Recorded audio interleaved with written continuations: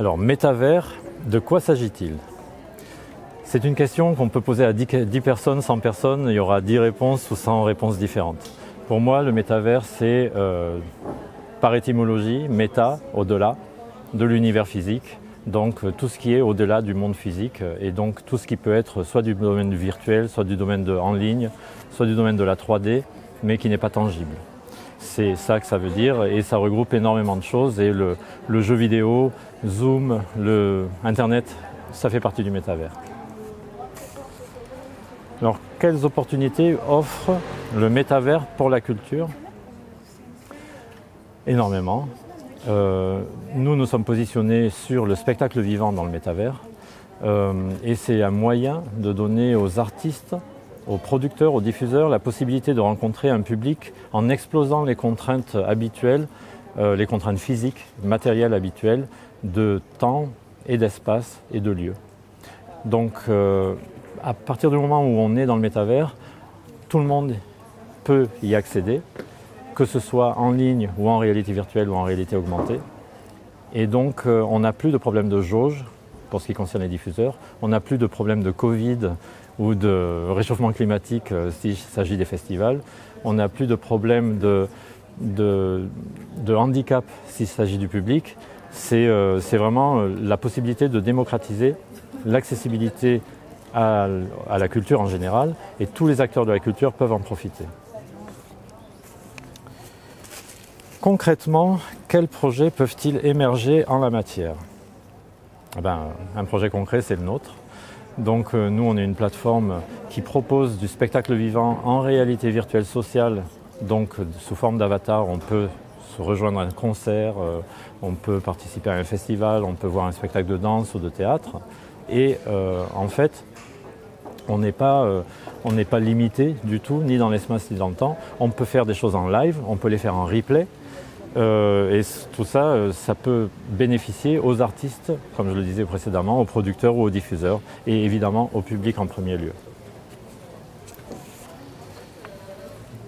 Quelles opportunités aussi en termes de création artistique? Alors j'adore cette question parce qu'en fait, évidemment, dans le métavers, on peut faire tout ce qu'on ne peut pas faire dans le monde réel. Nous avons par exemple fait le concert de Notre-Dame en réalité virtuelle avec Jean-Michel Jarre au Nouvel An 2021.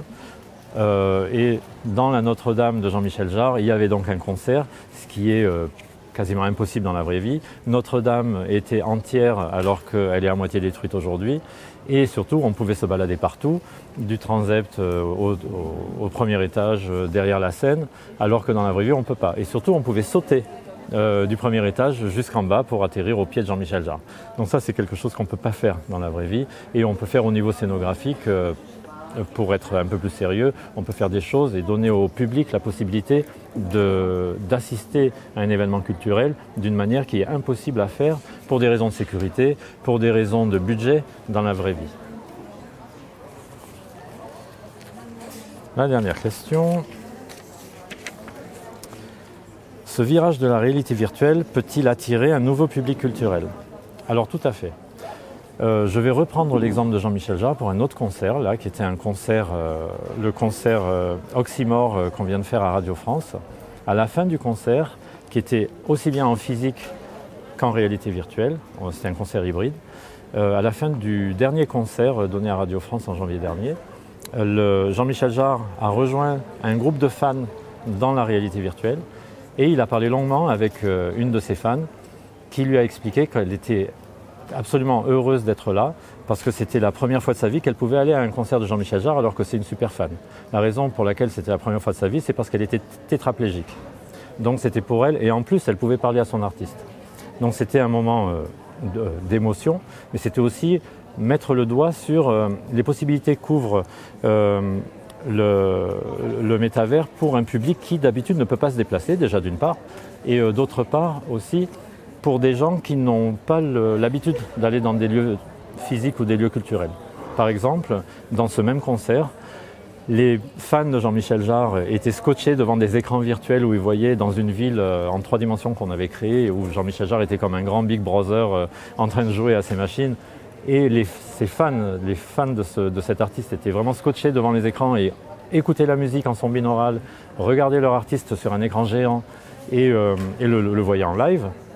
Alors qu'un autre public, qui était un public de gamers, qui sont très habitués de ces plateformes-là, était là en train d'explorer partout, de trouver des easter eggs et d'apprécier le spectacle d'une autre manière. Et ce ne sont pas des gens qui se seraient déplacés pour ce spectacle-là, dans la vie réelle.